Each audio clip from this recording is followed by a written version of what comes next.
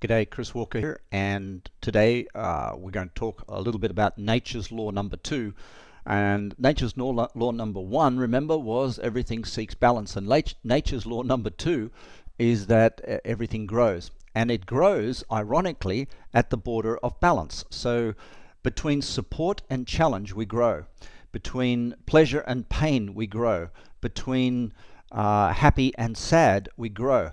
And because growth is inevitable, every time we seek one-sidedness, we seek, let's say, a pleasure, infatuation, a right without a wrong, a comfort without a challenge, a support without a challenge, whatever one-sided paradigm we search for, we always meet the other side, and the other side of it is what grows us. So all of nature grows at the border between support and challenge. And in fact, in the universal laws of nature, support and challenge is the definition of love. So if you're looking for the purpose of a relationship, it's to support and challenge you. And that might, for most of you, explain exactly why you might think you're in the wrong relationship, or your relationship might not be as you thought it was. Because if you think the purpose of a relationship is pleasure, you're going to have a really rude surprise, a really rude awakening. The purpose of a relationship is not pleasure. It's pleasure and pain, support and challenge. And those who go into relationships thinking it's only pleasure get educated the hard way. So let's look at this law of nature, which is everything grows at the border of chaos and order, support and challenge, etc. So the best way to witness this is to see the rings of a tree. In the rings of a tree, you'll see that there's a circular growth, and the growth is it doesn't just grow in one area or one direction. So let's say if you divided that cross-section of a tree up into 7 segments and said each segment is an area of life: spiritual, mental, social, career, health, relationship, financial, and health. What you'll find is that when we grow in one area, we actually do need to grow in the other areas as well. This tree is trying to stay concentric in order to stand up. So growth is concentric, and it's cyclic, so we go around within each growth loop. We grow all areas of life. But the tree has little break periods, and those are where the lines are. They're growth rings. And what they're basically saying is the tree goes from a comfort zone, which in other words, it grows out to a certain side, puts bark on the outside, it gets to a comfort zone and all's good. But then something happens, whether it's the leaves needing to compete with other trees nearby to get to the sun, or the roots needing to go deeper to get moisture. But it's in the DNA of the tree to expand. And so what it has to do is it has to go through a growth cycle, expand outside of that comfort zone, drop the bark, move into a new zone. And this in the Greek language was called a frustra. Now, it's frustration comes from the word frustra, and frustra is a growth ring. So when we're feeling like we're on track, it's very likely that we're actually heading for a growth ring, or we're inside a growth ring. To move to the next level of life, we need to go through a challenge. So when some people think they're off track, they're actually not. The event that's taking place in their life is leading them to the next place. So they say, oh, I'm off track, I'm in pain. You go, no, you're not off track. You're growing at the border of chaos and order. You've just received chaos. As long as you learn from this chaos, as long as you expand as a result, you'll end up in a far bigger place, a far better place, far more service to the world, far more love, far better health. And so all 7 areas of life. So avoiding chaos, avoiding challenge leads to change. So change is what happens when we don't continually move through challenges in a healthy way. I'd like to just show you a little bit more about this. So I've demonstrated already that we grow in circles, in cycles, and it's like going up a spiral, spiraling upwards. The dimensions or the width of the spiral gets smaller and smaller because we go around the circle that we're doing in this 30-day challenge. In these 7 days, we go around the circle faster and faster, so we get smaller and smaller in the circles. So if we're balancing order and chaos relatively quickly, what we'll do is we're having daily challenges, which will avoid yearly changes. And daily growth is how we welcome challenge on a daily basis. We don't avoid challenge, but we work through it so that we don't end up with a big drama at the end of a period. So here's how it looks. Just imagine in between the rings of that tree that we talked about earlier, the growth ring. Between the last growth ring and the next growth ring, there are 7 stages. And there are 7 stages of mind, 7 stages of thinking. So when we first burst through at the bottom of a new growth cycle, we're in a got-to place. We're very polarized because we're in new territory. We're, let's say, thrust into a new relationship or thrust out of an old one. The business grows and we're thrust into a new situation in which we are naive, in which we are a beginner, in which we are actually at the bottom of the learning curve. Now, we can tick-tock backwards and forwards between got to, or we can try and find balance, try and find order in the chaos, try and actually learn from the challenges we're having and systematize things and get things balanced again and quickly move up and get things back to a love to place. And all of a sudden, we're at the outer ring again, and we'll have a period where we're, let's say, in our comfort zone, inside the bark of growth, but then inevitably, because nature grows all things, the bark will drop away. We'll break through into the next level, and in breaking through to the next level, we'll go back to got to.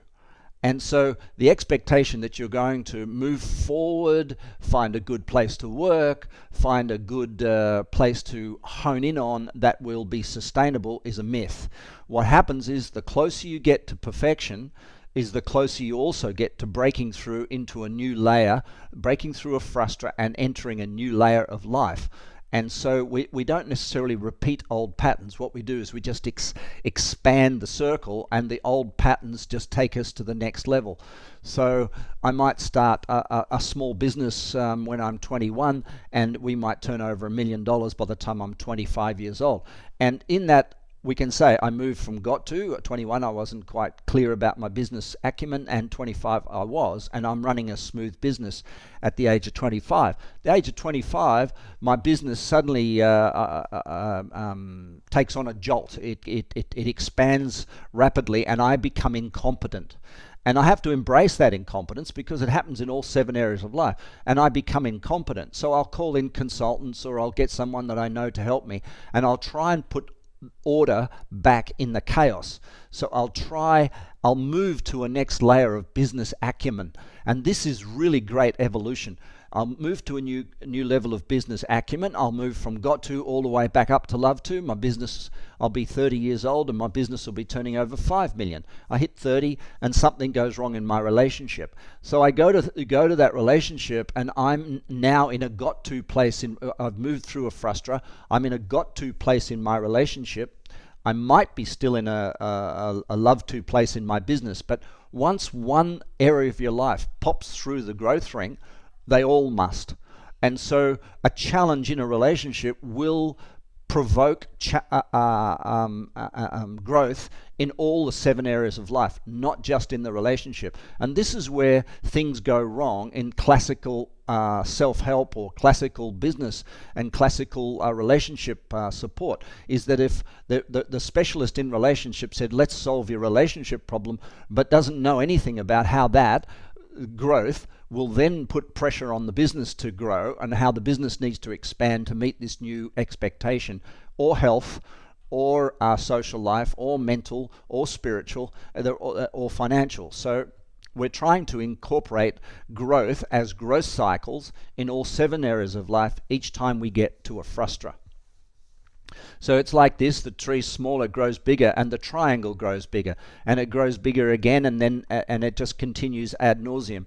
So we're becoming a bigger person, and as we become a bigger person, our challenges become bigger. So we think, oh, thank goodness I've turned 50, because now I've got a few million in the bank, and I've got this and I've got that, and I've got kids and all things. And you think, well, the challenges, I can handle challenges. But if there is a breakdown in the process of daily evolution, the challenge that will come to a 50-year-old is 20 times the size of the challenge that will come to a 20-year-old, because the 50-year-old has a bigger world to deal with.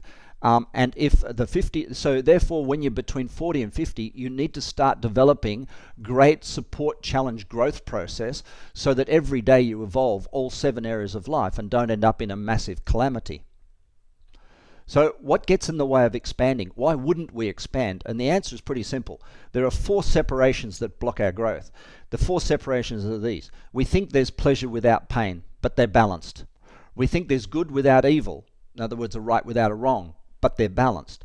We think that there's a self, me, and another person. So we think there's a separation between self and other. And the other one is we think that there's masculine and feminine not integrated in one body. In other words, they're females and males, and they are separate. So I'd like to just spend a little bit of time talking about the third one, because pleasure and pain and good and evil we've started to cover off with the 4-column process, the Frustra Buster we've done earlier. So let's talk about self and other. What I'd like you to do is get a sheet of paper, draw 4 columns.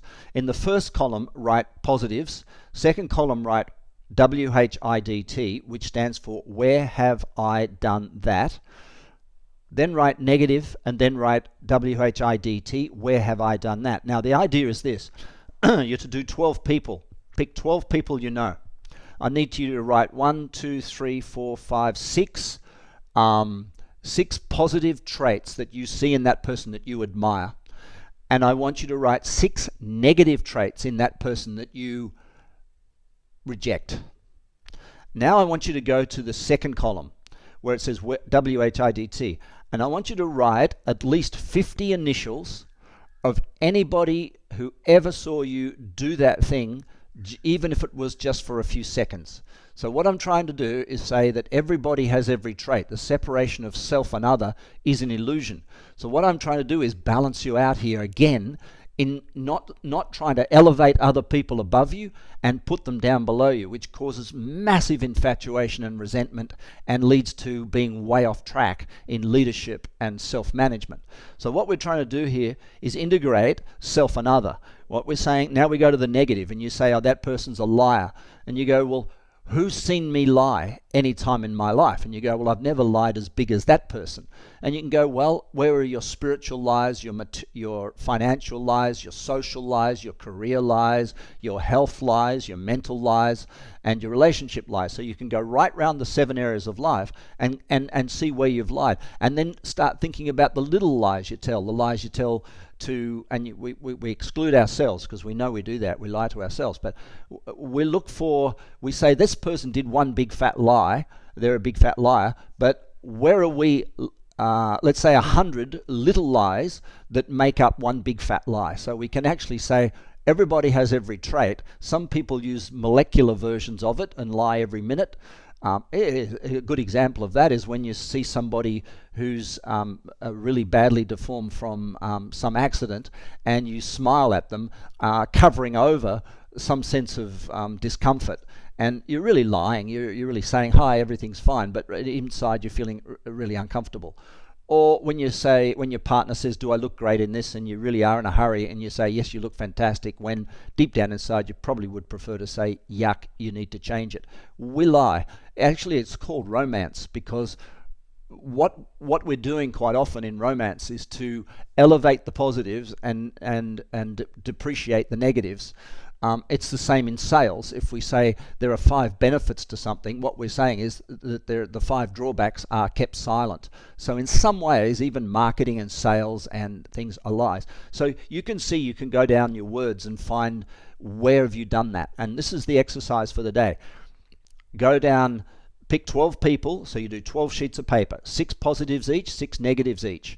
What I need you to do is complete this form today and go, where have I done that? Both the positive and the negative for 12 people, and we'll speak about it tomorrow morning. I think you're going to get an amazing surprise. If you put enough initials in that WHIDT, you'll start to see that there is no person you need to infatuate, and there is no person you need to resent, and therefore there's nothing to block your energy moving forward in life. It's Chris Walker. Have a